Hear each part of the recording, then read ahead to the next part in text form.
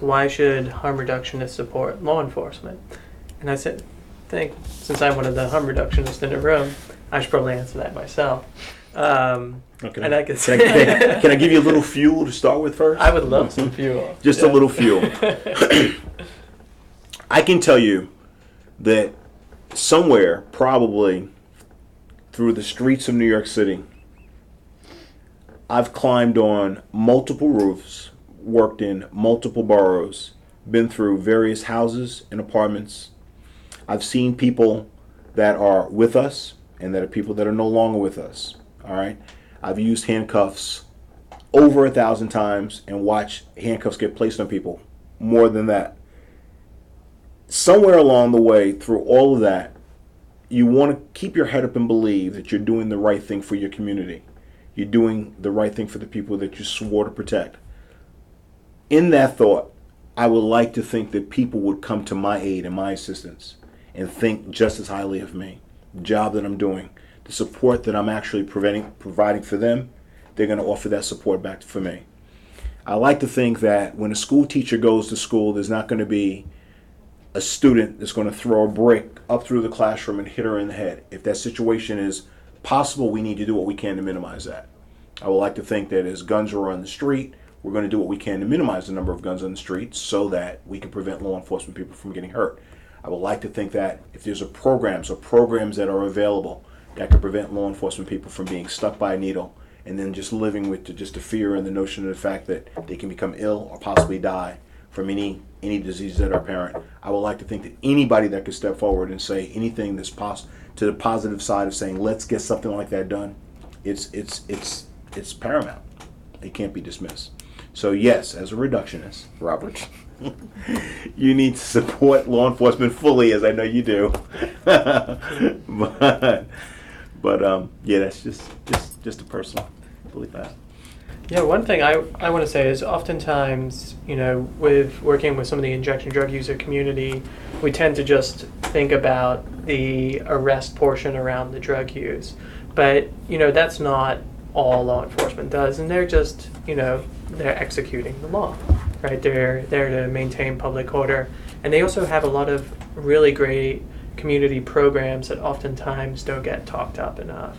There's also, they help in domestic violence situations. They're going to help out when you have emergency situations. And it's really important to not just close in with thinking it's about that one thing, but think about it as a whole. And as a whole, law enforcement are a great help to the harm reduction community.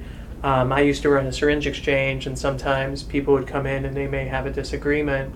And guess what happened if we couldn't solve it ourselves is sometimes if it got into a place where there's potential violence or violence, we needed some help, and we had to call 911 and get help from law enforcement. They would handle the situation with the utmost respect for the folks that we worked with and helped us navigate the situation, and also would make announcements like, we didn't see anybody here, which we felt that was very generous of them, because they could have easily then gone later and targeted that group, but they didn't.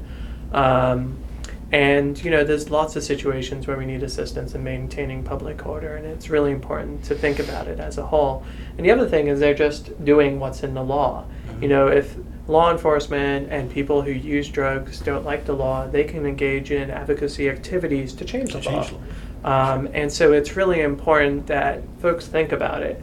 Like, do all law enforcement agree with every single law that's out there? Absolutely not. Do harm reductionists agree with every law out there? Absolutely not. And it's really important for the two groups to form a dialogue to talk about what's working, what's not working, and work to change things that require changing. And one of them right now is the law in North Carolina that criminalizes syringes. It doesn't benefit drug users and diabetics because it just means people then share syringes. If they share syringes, they get HIV, hepatitis B, hepatitis C, and other bloodborne disease. It doesn't benefit law enforcement because then they get needle sticks, and they also are more likely to get a needle stick with a needle that has HIV, viral hepatitis B, or viral hepatitis C. So it's not a win-win situation for either population, and so it's really important for the two groups to come together and advocate for change.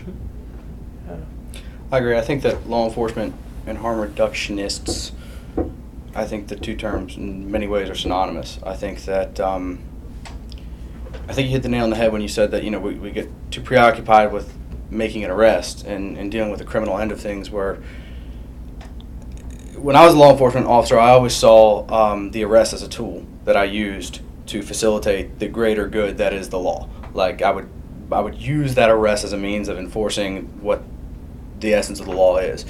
And many times I would decline prosecution. I would decline to arrest somebody because I didn't think that it would facilitate that goal.